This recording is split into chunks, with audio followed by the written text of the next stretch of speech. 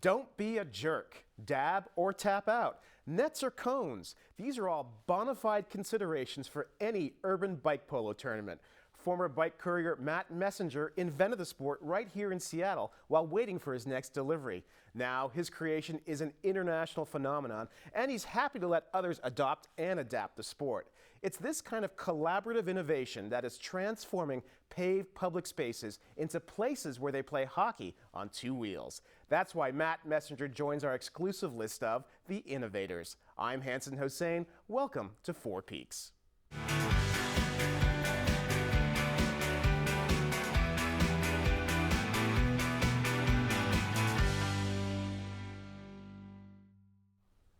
Well, Matt Messenger, godfather of Urban Bike Polo, welcome. Thank you. So I feel like we're kind of in this historic moment, the birth of perhaps an international sport. How did you come up with this? It was mostly just the whole group of us as bike couriers. Somebody brought it to somebody's attention one fine spring day, and then we just kind of started tooling around, playing after work, and just kind of hitting the ball around with whatever materials that we could find. Still trying to figure out who exactly brought like whatever mallet thing that we were using, and we just started playing because we're lots of bike messengers, couldn't get enough being on our bike. This is just one more element of hanging out, having fun on our bikes, and you were just messing around back then, and now messing around, yeah. And now look at this. We've got this like manufactured for bike polo mallet. It says Creamy, model 1019 Arena Bike Polo, made out of aluminum. This is not some refashioned cross-country ski pole. It's not like a corporate-made thing. It's all manufactured and designed by bike polo players that are from around the country. So there's a real DIY ethic to the sport still. It's completely DIY. I mean, the whole basis has been DIY ever since, and it still is. I mean, you can right now in the future you could buy stuff online, but they're designed and made by bike polo players. So it's still kind of DIY, but it's available online. So. Well, I think this is crying out just to see a little bit of what the sport looks like, because most people haven't seen it. So this is from a documentary called "Hit 'Em in the Mouth," which is about bike polo. Yep. And what is it? Can you just tell us a little bit of what's happening in terms of? These are kind of like some of the highlights of the final games over at the 2010 North Americans out in Madison, Wisconsin. And these are guys that are just raging for the ball, and they just keep falling over each other because they're both aggressively trying to get the ball and take big shots. And so it's 3-on-3. It's 3-on-3, and you got to shoot the mallet with you got to shoot the ball with the end of the mallet. And you can't put your foot down, right? If you put your foot down, it's like you can't actively get back into the game. So you have to tap out on either side of center court. And tap out means you actually have to get out of the game, go touch the side of the boards. Yeah, you can't like get involved with the game. You got to come over and like tap the side of the wall. So this guy's cheering because he won. It looks really hard. It's pretty hard. This is a great tournament. It's hot, humidity is pretty super hard, and I ended up getting 4th place in this tournament. So even though you're the godfather of bike polo, you're not the best player. No, I mean there's so many skilled people and players, no matter what age they are. I mean, 15-year-olds and 45-year-olds, they could be in the last final games, and there's no age barrier really. So, and why do you think it's caught on so big around the world? God, it's just really highly addictive because you've got something you could do on your bike with other skilled players, and it's not anything else that's been done biking, and it's a very spectator sport. So when you're not playing it, you're just so focused on the game, watching it as well as playing it. I think it just has an appetite for such a urban environment, and it's just highly addictive. Once you play it a couple times and you're like, that felt good, like scoring a point, and I could steal it from this guy, and just the community around it. It's very, it's just very open and free, and it's not some weird thing from Seattle. I mean, there has been bike polo since the 19th century, at least on grass. Yeah, that's something that they invented in Ireland. Pretty much ever since the bike's been invented, So what was your innovation?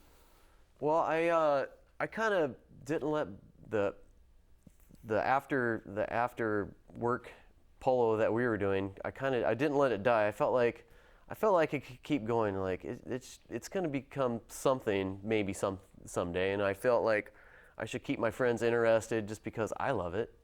So I'm like, I was going off of the passion that I had and just trying to keep people playing. So I would build mallets out of bamboo and just give them out to people and trying to get people to come. And it's like, yeah, you should come. It's gonna be a lot of fun. And I just kind of kept with it. And I just, I'd be out there for a few winters, just me and maybe one other person, just tooling around, hitting the ball around.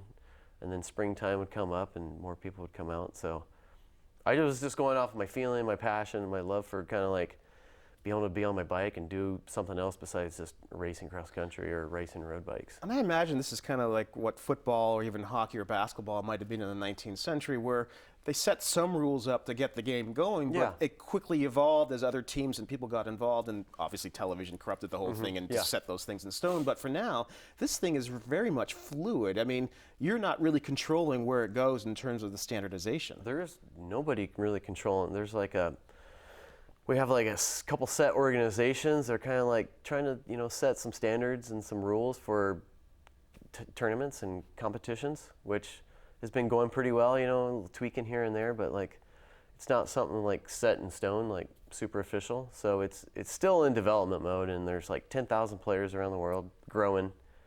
And, every week or two we've been building bikes for new players and having a new player day on Sunday and just giving people old mallets and just, getting them stoked on it. And, they're starting to travel and they're just getting into the game. And so how do you feel as the godfather of this sport that it's no longer really within your ownership, that you don't control everything, that other people are figuring this out on their own without you necessarily sort of having final say? I'm just kind of blown away by the passion other people have. I could see new players and they're just like, they want it so bad and they haven't learned the skills of ball control and whatnot, but they're there all the time, they're learning. And I just meet people online or at tournaments from different cities that have only been playing for 6 months, and they're just like, they're just trying their best. It's kind of like they're So you're feeling no compulsion to actually you don't need to control this, it sounds like. No, I'm like, I just want to sit back and like travel to any city around the world and just show up and go, all right, I'm going to play some bike polo in Toulouse or like Barcelona or over in Poland or down in Chile. Well, that's great. You know what? The fact that it's got so international, but started here in Seattle. I think when we get back from the break, I want to talk to you about what was it about Seattle that actually helped feed the innovation of urban bike polo. Yeah. So we'll be right back with Matt Messenger.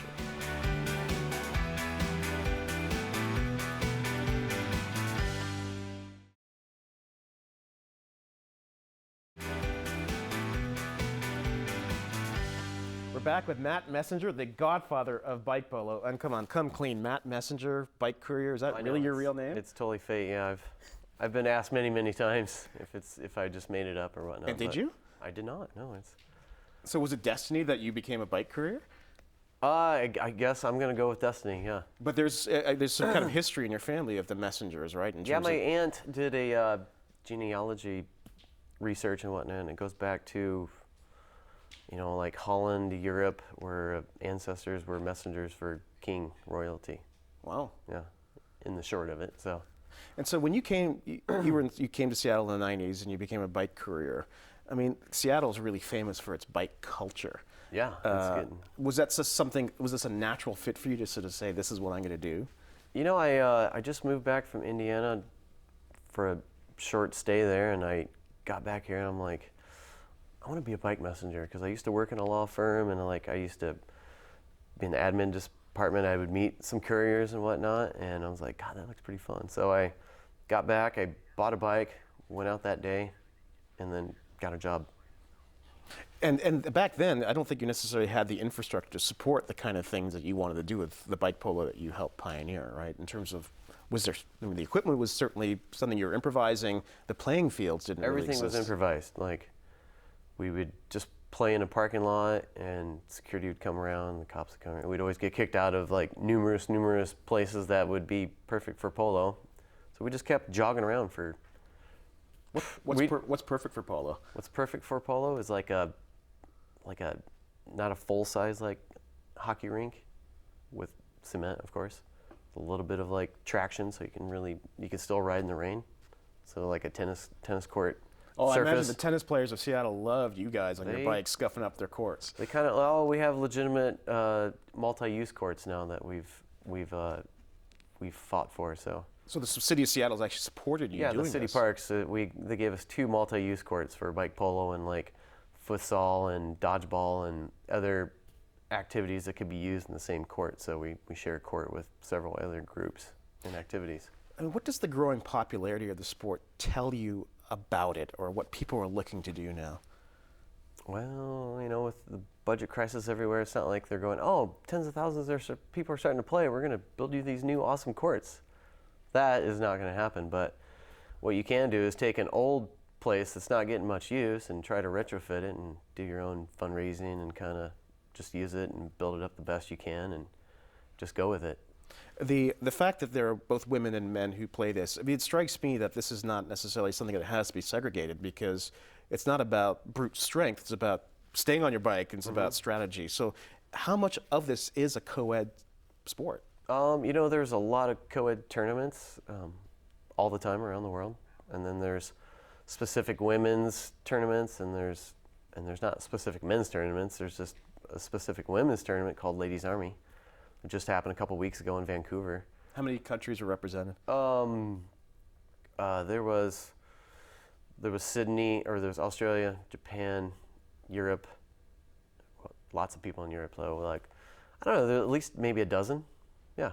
So this crazy thing that you did on a whim is now catching fire. I mean, I didn't do it solely alone, but I've kind of stuck with it a lot. And there's just maybe just 2 other guys that have kind of been playing as long as I have, which they don't come out too regularly, but they still play and they have fun. So I cycle a lot as a commuter, and I'm watching this and I'm saying, there's no way I could play this. It's a question of balance. I mean, how do you stay on your bike? Well, if you could ride your bike through town, you could ride on a polo court. You must have a ton load of war wounds, though. I have lots of war wounds. Yeah, I'm nursing all kind of injuries as we speak. So, but yeah, I mean, I've had people that really haven't had much playing experience, and they come out the polo, and within like 3 months, they can tool around with one arm and still swing a mallet and keep their balance. So it's not like you have to be completely agile. You could just be anybody, and you can get some tips, learn how to do it, and practice anywhere on your own time.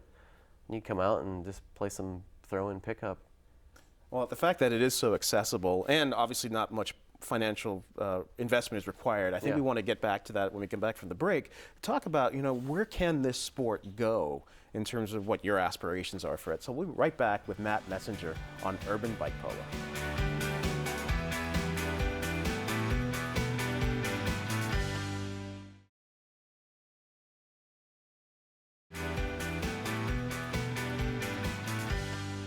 We're back with Matt Messenger on his great innovation, Urban Bike Polo. Matt, as I'm thinking about how this started in Seattle, there's a couple things that seem to be unique to Seattle that might fall in quite nicely with what you've developed here.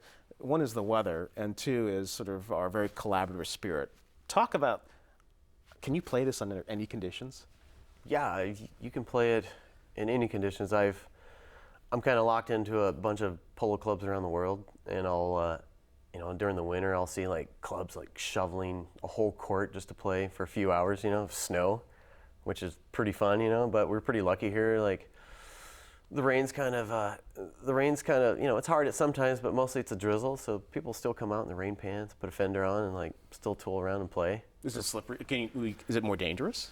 It's a little more dangerous. It all depends on the surface, like some surfaces get really slippery, like a tennis court, grippy surface is really fun to play on, unless it's like super soaked, but you can still get a nice turn and grip on it. So it's like the ideal rain surface, so to speak. As I was watching the documentary Hit 'Em in the Mouth about bike polo, it struck me that there's a real sense of community among the teams and players, and the fact that your first rule is really don't be a jerk. Right. This is not your typical hyper-competitive sport. It isn't. Yeah, some documentaries kind of, some videos that you might see on YouTube looks like it, but those are like, the pro A gamers that are just totally going for it. But other than that, it's competitive, except for it's fun. It's mostly just fun. What feeds that culture to not take it to that really brutal level? I think it's just like being able to be friends with somebody off court as well as on court. So it's like, you know, you don't want to be a jerk all the time on the court, because then you're not really hanging out and being friends with the people you share this passion sport with. So if somebody's watching us right now and saying, "Oh, that looks kind of cool. I ride my bike a lot here in Seattle."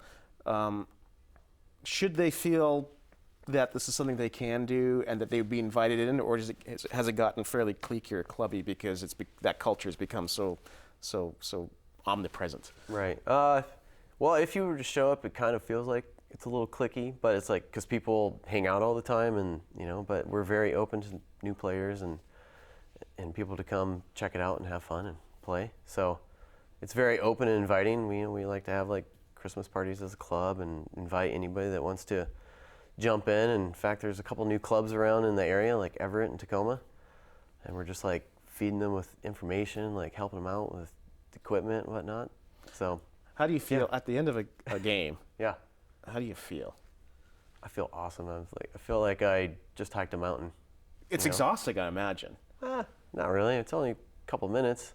Oh, really? It's not that long? Well, you know, if you play to 5, it could last 10 minutes or it could last 45 minutes. It's a little exhausting, but you kind of recover fast. So if you're somebody who actually wants to get into a sport to get fit, is this that kind of sport? I guess so, yeah. I mean, you would have to play like every day if you wanted to get fit. I do other things on the side, you know, because like really you're only playing an average of 20-minute games, so. And how often do you get through a game without getting hurt? Like some kind of scratch? I don't know, like every other game. But you know, it depends on how hard you try. So if you're just laid back player and you just don't contact anybody, you're not really going to get hurt. So I've got 2 young kids who are just getting on bikes. They still have training wheels still, right? But is this something that you might see kids playing at like 12 and under, or is it something that's really adult because of the amount of stuff? You know, I've actually helped teach a few classes in some summer camps where the youngest kid was 9, and for a couple summers, and I was like, wow, these kids just pick it up just like that. What's the first thing you teach them? To look up, because you're looking down all the time. Yeah, you're just right? looking down all the time, and they'll run right into whatever, another player or the wall. So I'm like, always keep looking up. You always just keep looking up, because if you're just staring at the ball, you're kind of running into somebody. So it's kind of like the first thing. You know what? I think that's words of wisdom for anything in life. Right? It's like, look up. Yeah, well, I promised that we would talk you're about. driving, you're hiking. Yeah, exactly. Yeah, just looking out in life. I promised that we'd talk about what it's going to take this sport to the next level, but we're going to do that right after the break with Matt Messenger from Urban Bike Polo.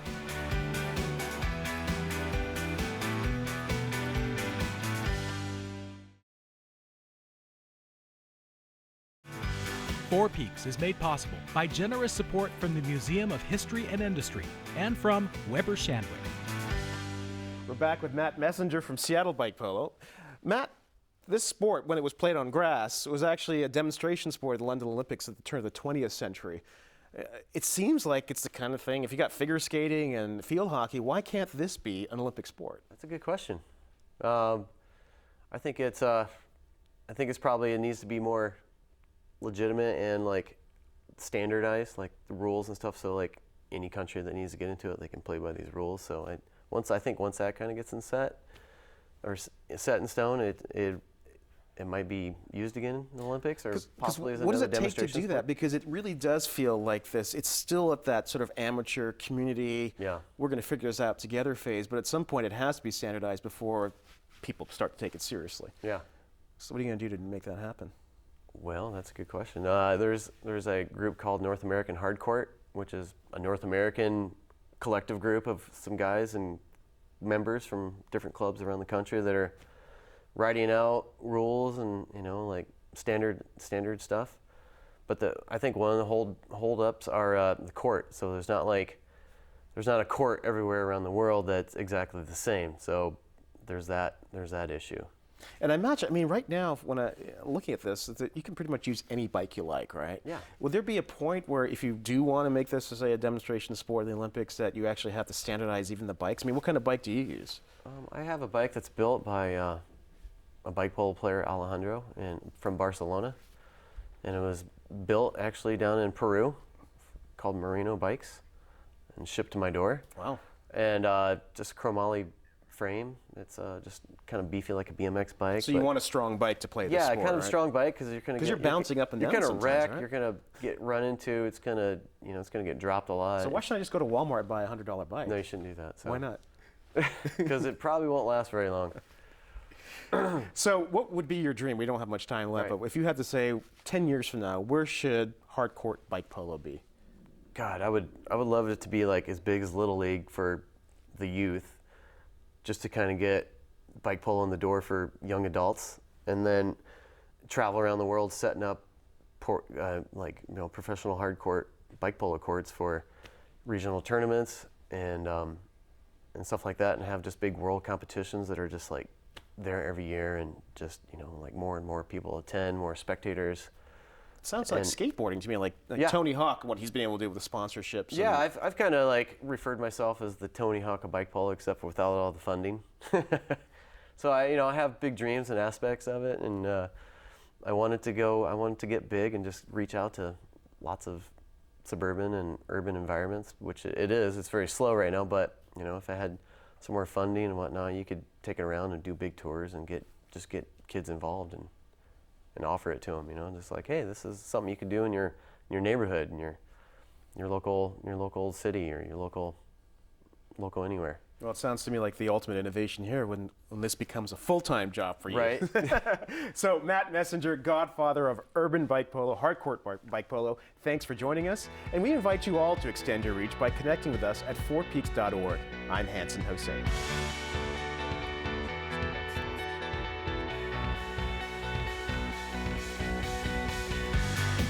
Production of Four Peaks would not be possible without the generous support of our sponsors.